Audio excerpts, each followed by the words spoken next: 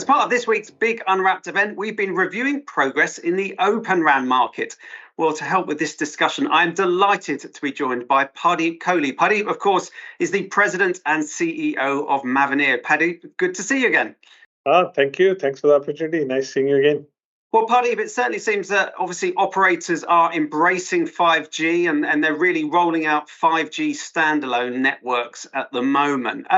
With that in mind, can you give us your perspective on the kind of innovative technologies that are required for operators to fast track and enhance a really great customer experience?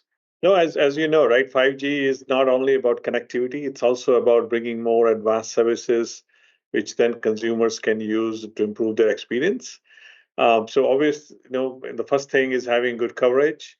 I think in most markets, people are reaching to that point where the 5G coverage, 4G coverage, starts to become somewhat matching. Of course, there's still a lot of work to be done in rolling out 5G everywhere.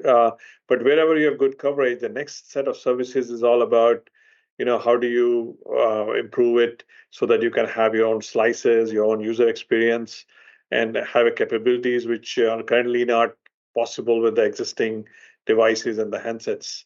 So that's where the next phase of 5G would be, that how do you, bring automation in bringing out, connectivity, which is slice by slice, and each user can have its own experience. And that experience can be utilized on a regular phone, or you will have going forward a lot of those AR, VR type of experiences where people can actually have their own slice. And when you're setting up a conference call the way we are doing it, each of us can have our own slice on our end. And in a way, that's no different than today in a wired network. People can have dedicated VPNs or dedicated links, and that gives a good quality of service. So that's the kind of how I see that it's not only just connectivity, it is smart connectivity, which is designed for the experience which users want to have at that particular point on the devices they're going to use at that particular point. So combining the flexibility plus automation is the next things for the 5G to do. Yeah, I'd like to touch a little bit more on automation if we can shortly, Pardeep. But one of the things that's actually really caught my eye, and as the need for open and disaggregated networks seems to be intensifying, what we've seen, especially in the last couple of weeks or so, is traditional vendors really making announcements in support of open fronthaul across their cloud RAN and radio portfolios. And I think we're going to see some of those products start to appear in 2024. How do you see this influencing operators to really increase their adoption of Open RAN? I mean, what's the broader impact of this on the Open RAN ecosystem, Pardeep? No, that's it. As we all noticed, right? Both Ericsson and Nokia now have come out and said that they will support, the Open RAN, and their areas will be able to work with other people's baseband and vice versa.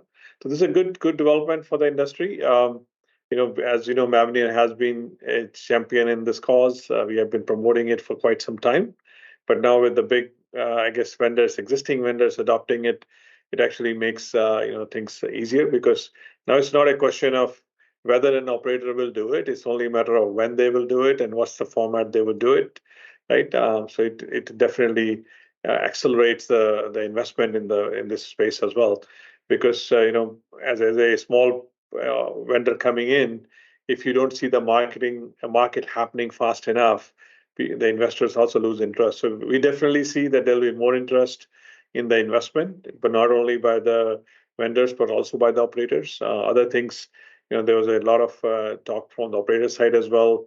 I have seen news from Vodafone and from Telefonica and Deutsche Telekom talking about accelerating or increasing the portion of Open RAN, market share in their networks.